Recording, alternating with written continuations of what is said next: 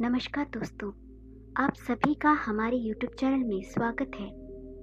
दोस्तों, आज की जो कहानी है वो बड़ी ही ज्ञानवर्धक है, बड़ी ही मोटिवेशनल है। बूढ़ी चिड़िया ने बताया, इन 3 लोगों का पैसा कभी मत खाना। आखिर बूढ़ी चिड़िया ने इसका क्या कारण बताया है, आज की इस कहानी से हम जानेंगे। तो दोस्तों, कहानी की शुरुआत करने से पहले आप सभी से निवेदन है कि आप हमारे चैनल को सब्सक्राइब कर लें, बेल नोटिफिकेशन को ऑल पर सिलेक्ट कर दें ताकि हमारे आने वाली वीडियोस की सूचना सबसे पहले आपको प्राप्त हो सके।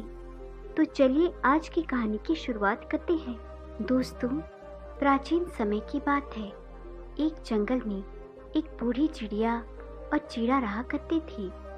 बूढ़ी चिड़िया भोजन की तलाश के लिए इधर उधर घुमा करती थी, तो उसने देखा कि एक सेठ इस जन्म के लिए और अगले जन्म के लिए पैसे उधार में देता है।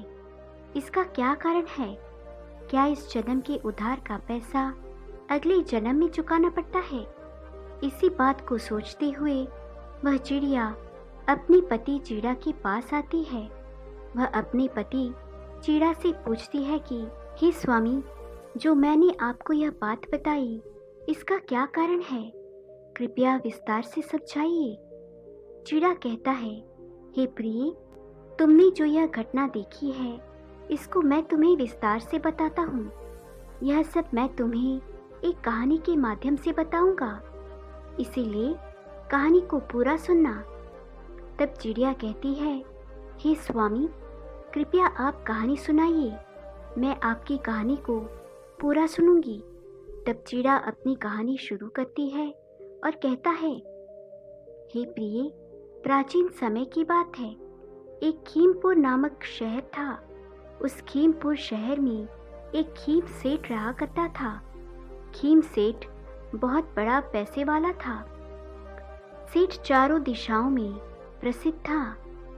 उनके पास धन दौलत की कभी कोई कमी नहीं थी। सेठ के पास इतना धन था कि सेठ लोगों को ब्याज पर धन देता था। उसने एक नियम बना रखा था कि कोई भी व्यक्ति उससे कर्जा ले सकता है। वह कर्जा भी 2 तरह का देता था, एक तो इसी जन्म में लौटाने के लिए और दूसरा अगले जन्म में लौटाने के लिए। चाहे कोई कितना भी पैसा सेठ से उधार ले जा सकता था। सेठ कभी भी पैसे देने से इनकार नहीं करता था। और आप तो जानते ही हैं, इस दुनिया में कैसे कैसे लोग रहते हैं। अगर किसी को यह पता लग जाए कि आदमी अगले जन्म के लिए कर्ज दे रहा है, तो फिर उसके पास पैसे लेने वालों की भीड़ लगी रहेगी। चोर और बेईमान लोग पैसे लेने में कमी नहीं रखेंगे। सेठ के द्वार पर हर रोज पैसे लेने वालों की लाइन लगी रहती थी। लोगों को लगता था कि सेठ के पास बहुत पैसा है और सेठ बिल्कुल महामूर्ख आदमी है। इसीलिए सेठ अपने धन को अगले जन्म की कहकर लूट रहा है। कोई ईमानदार स्वभाव का होता तो वह इसी जन्म में लौटाने की बात कहकर सेठ से पैसे उधार ले जाता था। और जो बेईमान लोग होते थे, वे अगले जन्म की कहकर सेठ से पैसे उधार लेते थे। उनको लगता था कि सेठ महामूर्ख है। लोग इस जन्म में भी पैसे लौटाने की नहीं सोचते हैं। अगले जन्म में भला कौन इसे देने आएगा?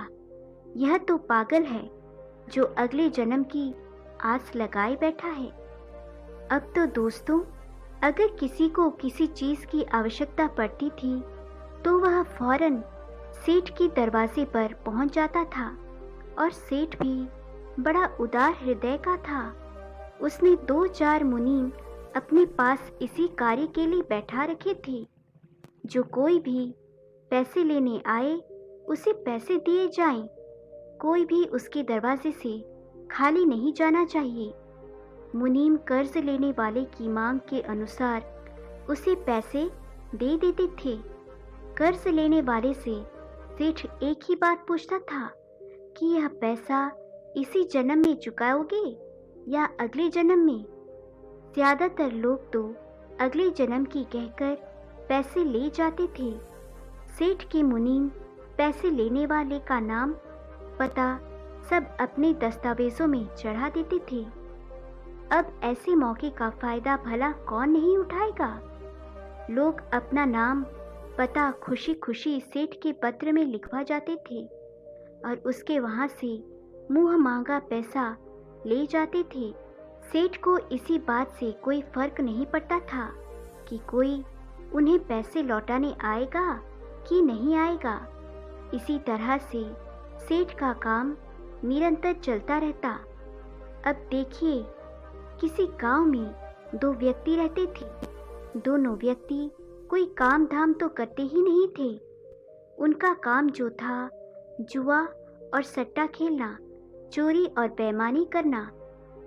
यह दोनों इतने हरामखोर थे, कभी कहीं काम करने नहीं जाते थे। 15 सालों से उन्होंने कभी कोई काम नहीं किया था। वे हमेशा चोरी डकैती करने में लगे रहते थे। एक दिन उन्होंने कुछ लोगों के मुंह से सुना। लोगों ने कहा, अरे भाई, तुम कहाँ इन गरीबों का धन लूट रहे हो? तुम खीम सेठ के पास क्यों नहीं चले जाते? वह तो लोगों को मुंह मांगा पैसा उधार देता है। अगर तुम्हें पैसा लौटाना है तो इसी जन्म की कहकर ले आना। अगर नहीं लौटाना है तो अगले जन्म की कहकर पैसे ले आना। सेठ दोनों तरह से पैसे उधार देता है। खीम सेठ के बारे में सुनकर वे दोनों चोर बड़े खुश होते हैं। उन्होंने विचार किया कि इससे अच्छी बात क्या होगी। जब अगले जन्म के लिए ब्याज पर पैसे उधार देता है तो फिर क्यों न हम दोनों चलकर उसी सेठ से खूब सारा पैसा उधार ले लें। उनके वहां जाकर कम से कम 3-3 लाख उधार लेकर आएंगे ताकि हमारा अगला साल बड़े आराम से निकल जाए। प्रिय दर्शकों, इसी प्रकार दोनों दोस्तों ने विचार किया और विचार करने के बाद वे दोनों सेठ के घर पर चल पड़े।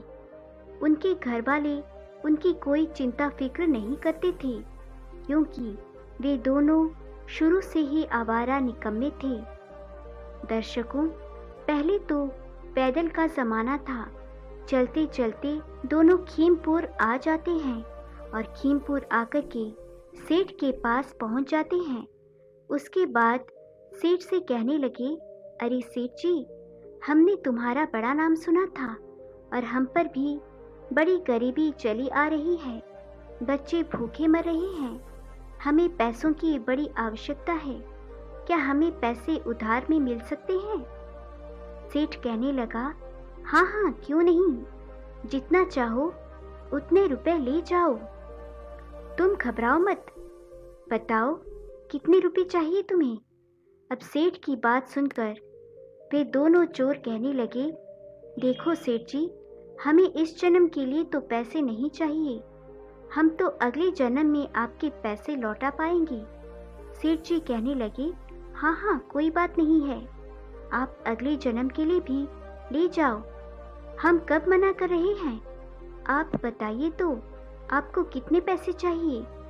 आपको हम तो अगले जन्म के लिए भी पैसे दे देते हैं।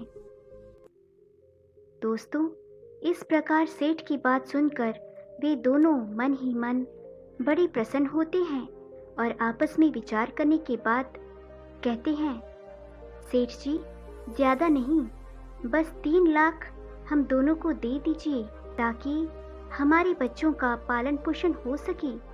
दोनों चोरों की बात सुनकर सेठ जी अपने मुनीम से कहने लगे, मुनीम जी, इन दोनों को 3 लाख रुपए दे दीजिए। दोस्तों, मुनीम ने फौरन सेठ की आज्ञा का पालन किया और दोनों को 3-3 लाख पकड़ा दिए। 3-3 लाख लेकर वे उन पैसों को अपनी जेब में रखकर दोनों चल देते हैं। सेठ ने दोनों का नाम पता पूछकर अपने बही खाते में उनका नाम लिख लिया था कि फलाने फलाने व्यक्ति ने अगले जन्म में चुकाने के लिए 3-3 लाख कर्जा लिया है। पैसे लेकर दोनों बड़े खुश होते हैं और विचार करते हैं कि भैया अगला जन्म किसने देखा है। सेठ तो बड़ा मूर्ख था जो हमें पैसे दे दिए। अब इन पैसों से अगले जन्म की तो हमें नहीं पता, पर इस जन्म बड़े आराम से कट जाएगा। हमें जीवन भर चोरी करने की और जुआ खेलने की जरूरत नहीं पड़ेगी। दोस्तों, ऐसे ही दोनों मन में विचार करते हुए खुश होते हुए चले जा रहे थे। अब आगे क्या होता है कि वे दोनों पैदल चलते चलते जा रहे थे। चलते चलते उन्हें रास्ते में रात हो जाती है। फिर उन्हें गांव दिखाई देता है। वे सोचने लगे कि चलो इसी गांव में आज की रात गुजारेंगे।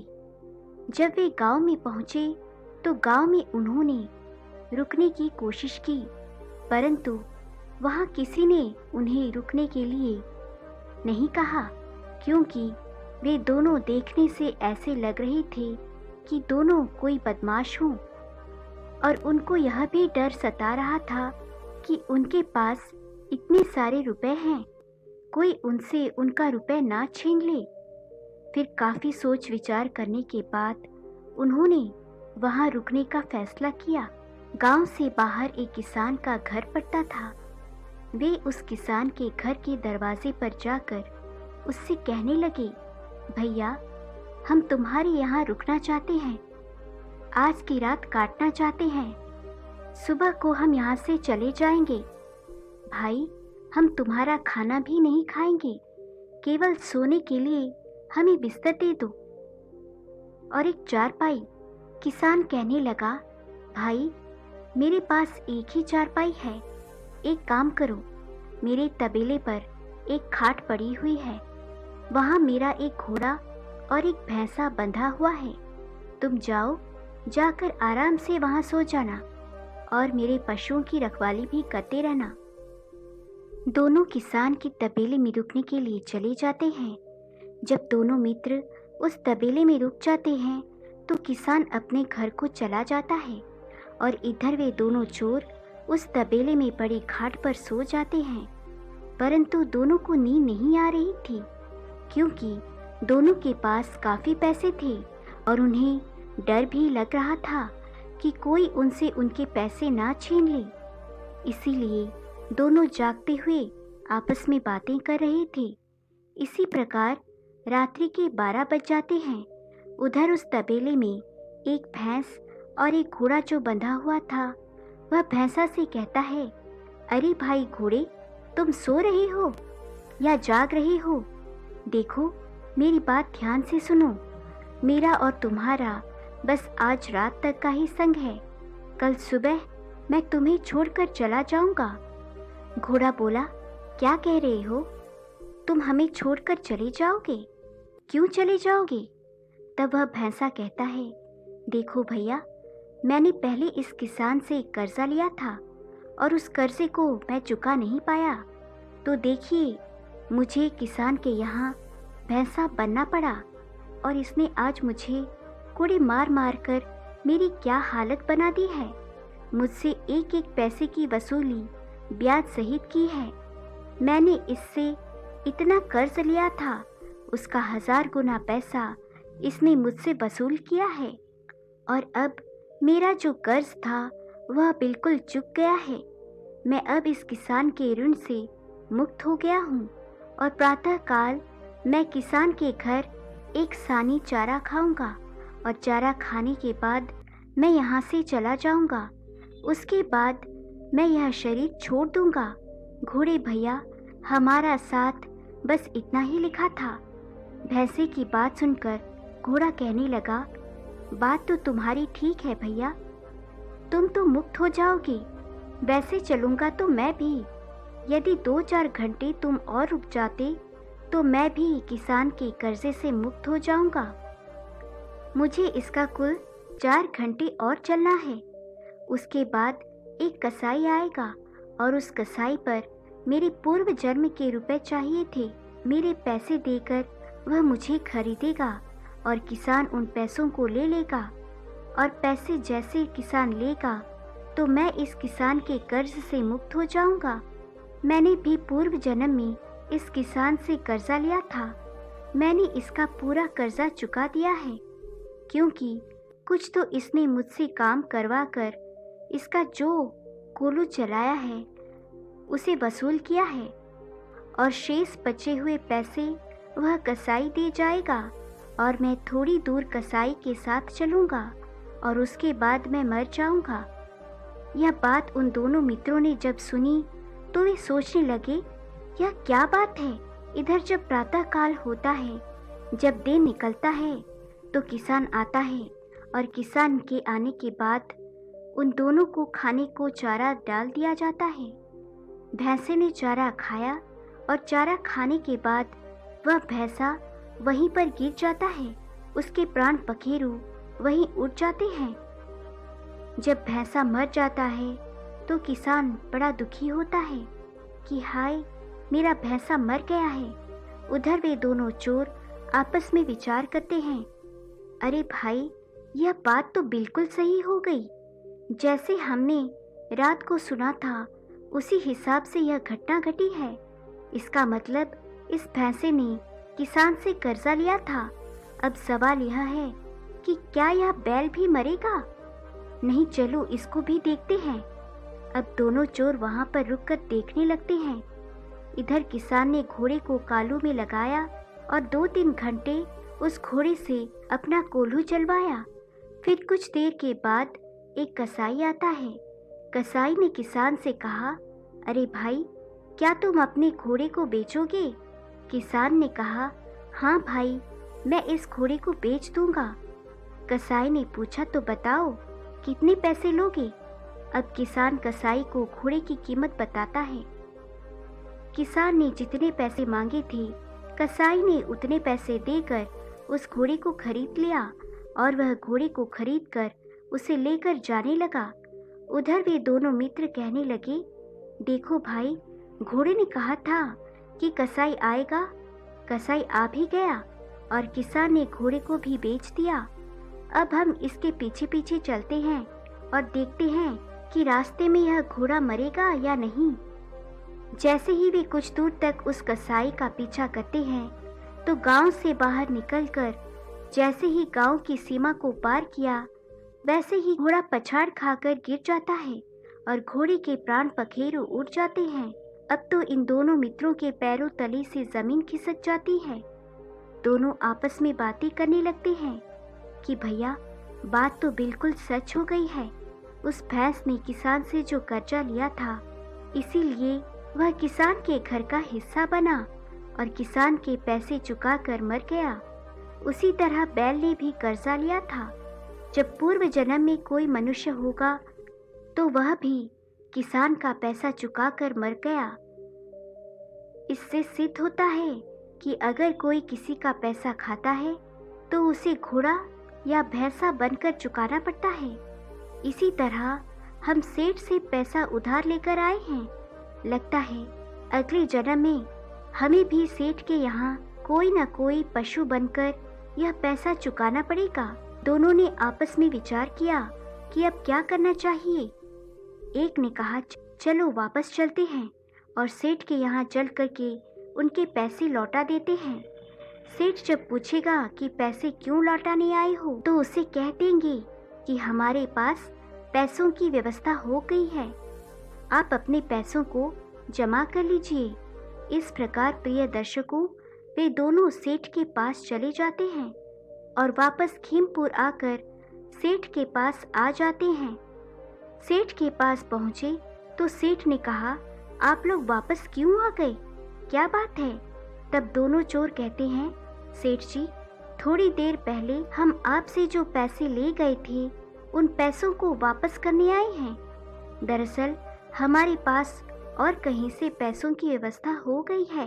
आप अपने पैसे वापस लेकर उस पत्र से हमारा नाम काट दीजिए। सेठ जी ने अपना बही खाता देखा तो बही खाते में लिखा था कि अगले जन्म के लिए पैसे उधार लिए थे। तो सेठ जी कहने लगे, देखो भाई, यदि इस जन्म के लिए तुम पैसे उधार ले जाते हो तो मैं यह पैसे लेकर उन्हें जमा कर लेता हूँ, परंतु तुमने तो अगले जन्म के लिए पैसे उधार लिए हैं। अब तो मैं इन पैसों को जमा नहीं कर सकता। अब तुम्हें यह पैसे अगले जन्म में ही चुकाने पड़ेंगे। जब सेठ की यह बात सुनी तो उन्होंने सेठ से फिर कहा, नहीं सेठ जी, आपको यह पैसे लेने पड़ेंगे। अब तो सेठ उन पैसों को लेने से साफ इनकार कर देता है और वे दोनों जबरदस्ती उन पैसों को देना चाहते थे।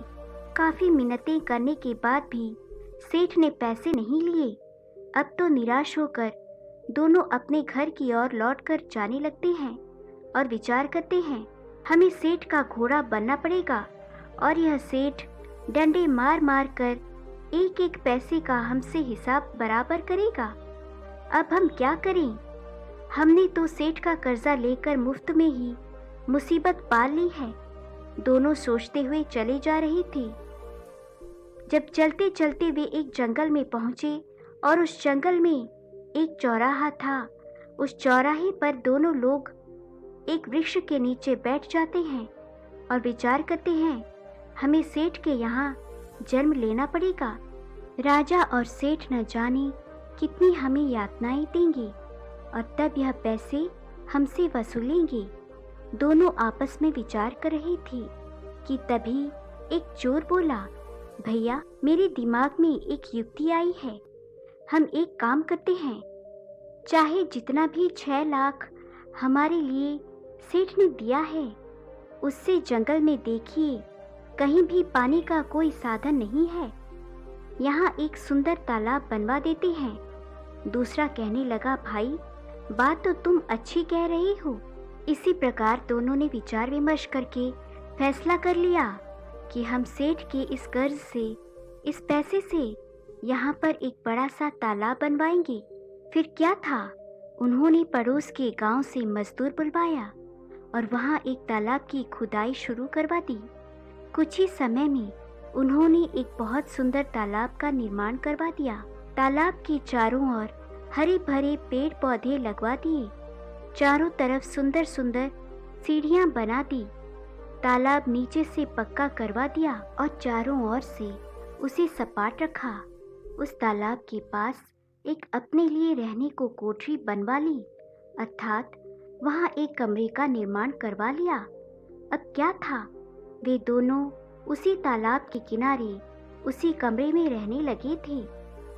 सेठ के यहाँ से जितने पैसे लेकर आए थे, सारा पैसा उन्होंने उसी तालाब में लगवा दिया था। अब कुछ दिनों के बाद जब वर्षा ऋतु आती है तो चौराहा तो वहाँ पर था ही। बरसात का पानी चारों तरफ से आता है और वह तालाब पानी से लबालब भर जाता है। कुछ समय बाद तालाब में जो गंदगी आई थी, वर्षा ऋतु के पानी के साथ वह गंदगी धीरे धीरे बैठ जाती है और तालाब में बिल्कुल स्वच्छ पानी हो जाता है। धीरे धीरे उस तालाब का पता इधर उधर के गांव के लोगों को पड़ता है, तो वे लोग अपने पशुओं को उसमें पानी पिलाने के लिए लाने लगे। परंतु वह दोनों चोर जिन्होंने तालाब बनवाया था, एक लाठी लेकर के उस तालाब की सुरक्षा करने लगे और जो भी कोई पानी पिलाने आता था उसे दूर से ही भगा देते थे। वे कहते थे, भाई साहब, इस तालाब में पानी पीना और पिलाना सख्त मना है। यह हमारे सेठ जी का आदेश है। उन्होंने तालाब के किनारे एक बड़ी सी लिखावट लगा कर रख दी और उस लिखावट पर तालाब के मालिक के रूप में उसी खेम सेठ का नाम लिखवा दिया था, क्योंकि वह उसी सेठ के पैसों से ही तो तालाब बनवाया था। अब तो इसकी सूचना आसपास के गांव में फैल जाती है कि एक इतना सुंदर तालाब सेठ ने जंगल में बनवाया है और उसमें बहुत सुंदर पानी है, परंतु उस पर 2 पहरेदार रहते हैं। वे दोनों पानी नहीं पीने देते हैं। जो भी व्यक्ति आता है, जो भी पशु आते हैं, उन्हें पानी पीने से पहले ही भगा देते हैं। गांव वालों ने मन में विचार किया कि ऐसा करते हैं कि इनके पास 5-10 व्यक्ति मिलकर चलते हैं कि वे हमें पानी क्यों नहीं पीने दे रहे हैं। हमारे पशु अगर इसमें पानी पी लेंगे तो क्या बिगड़ जाएगा। अगर किसी को पानी नहीं पीने देना है तो फिर यह तालाब ही क्यों बनवाया? अब तो 5-10 आदमी अड़ोस पड़ोस के गांव से मिलकर उन दोनों के पास आते हैं और कहने लगे, भाइयों, एक बात बताओ, तुमने इतना सुंदर तालाब बनवाया है, इसमें आपने 6 लाख रुपए तक लगाई है, फिर भी आप इसमें पानी क्यों नहीं पीने देते हो? तो वे दोनों चोर कहने लगे, देखो भाई ग्रामवासियों, हमें कोई कमी नहीं है, हम तो खीमपुर के खीम सेठ के नौकर हैं। यह तालाब तो खीमपुर के खीम सेठ ने बनवाया है और उसका आदेश है कि किसी को पानी नहीं पीने दिया जाएगा। अब जब मालिक का आदेश नहीं है तो हम क्या कर सकते हैं? कुछ गांव के लोग कहने लगे, यह तो गलत बात है। कुछ लोग उस सेठ से नफरत करने लगे, उस सेठ को गाली देने लगते हैं। कुछ उसे कोसने लगे कि सेठ ने जब तालाब बनवाया है तो फिर पानी क्यों नहीं पीने देता है। दोनों चोरों ने कहा, देखो भाई, हम इनकार नहीं कर रहे हैं, लेकिन पहले आप खीम सेठ से अनुमति ले आइए। अगर सेठ कह देगा तो फिर पानी पीने से हम किसी को नहीं रोकेंगे। कुछ लोगों ने बोला, भैया बात तो ठीक है, नौकरों की क्या गलती है, जैसा मालिक हुक्म देगा वैसा ही तो नौकर करेंगे। अब तो 5-10 लोग मिलकर खीमपुर सेठ के पास चल देते हैं और जब यह सारे लोग उस सेठ के पास पहुंचते हैं तो एक साथ इतने सारे लोगों की भीड़ देखकर सेठ आश्चर्यचकित रह जाता है। सेठ सोचने लगा कि हमसे कोई गलती तो नहीं हो गई, कहीं यह लोग मिलकर हमें मारने तो नहीं आए हैं। अब तो सेठ के डर के मारे उन सब से सेठ दूर से ही राम राम करने लगा और हालचाल पूछने लगा। सेठ ने उन सबको बड़े सम्मान से अपनी बैठक में बुलाया, जलपान कराया, उसके बाद में उनके आने का कारण पूछा। तब तो सारे गांव वालों ने वैसे ही क्रोध में थे। अब तो सारे गांव वाले वैसे भी क्रोध में ही थे। वे सब कहने लगे, अरे सेठ जी, आपने इतना सुंदर तालाब बनवाया है, जब आप उस तालाब से किसी को पानी नहीं पीने देते हो तो आपके तालाब बनवाने का क्या फायदा? तालाब का नाम सुनकर सेठ चौंक जाता है, कहने लगा, भाइयों, आप किस तालाब की बात कर रहे हैं? मैंने तो कोई तालाब नहीं बनवाया, आप लोग गलत कह रहे हैं। गांव वाले बोले, नहीं सेठ जी, हम इतने लोग पागल नहीं हो सकते, हम अपनी आंखों से देख कर आ रहे हैं। तालाब के किनारे पर लिखावट है और उस लिखावट पर मालिक के रूप में आपका ही नाम लिखा है। वहाँ पर आपके ही नाम का बीजक लगा है और आपने 2 नौकर वहाँ बैठा रखे हैं, वही दोनों हमें से किसी को पानी नहीं पीने देते हैं। सेठ कहने लगा, भाई, मैंने तो ऐसा कोई तालाब नहीं बनवाया है और जो तालाब मैंने बनवाए हैं उन पर तो लोग पहले से ही पानी पीते आए हैं। मेरे किसी तालाब पर पानी पीने की मनाही नहीं है। गांव वाले कहने लगे, सेठ जी, वह तालाब आपकी ही है और आप हम लोगों को पानी पीने से वंचित करके पाप के भागी बन रहे हैं। गांव वालों की बात सुनकर सेठ बड़ा हैरान हो जाता है, कहने लगा, चलो मैं स्वयं चलकर देखता हूँ। अब तो सेठ जी स्वयं उन ग्रामीणों के साथ चल देते हैं और उस तालाब पर पहुंच जाते हैं। सेठ ने जब उस तालाब को दूर से देखा तो वास्तव में तालाब बड़ा ही सुंदर बना हुआ था। चारों ओर पक्की दीवारें थीं, बड़ी बड़ी सीढ़ियां थीं, सुंदर सुंदर घाट बने हुए थे। पशुओं के लिए चढ़ने उतरने के लिए भी खूब अच्छी व्यवस्था की थी। सेठ ने देखा कि 2 लोग लाठी लेकर उस तालाब की रखवाली कर रहे हैं। फिर सेठ ने वहां उस लिखावट को देखा जिस पर उनका ही नाम गुदा हुआ था। उस बीजक पर लिखा हुआ था कि इस तालाब के निर्माणकर्ता खीमपुर के सेठ हैं। बीजक पढ़कर सेठ ने उन दोनों को अपने पास बुलाया और कहने लगे, भाई, आप इस तालाब से लोगों को पानी क्यों नहीं पीने देते हो? क्या कारण है? अपना तालाब भी मेरे नाम से बनवाया है। मेरे नाम पर तालाब बनवाकर लोगों को पानी पीने से वंचित रखकर मुझे क्यों पाप का भागीदार बना रही हो, जबकि मैंने तो यह तालाब बनवाया ही नहीं है।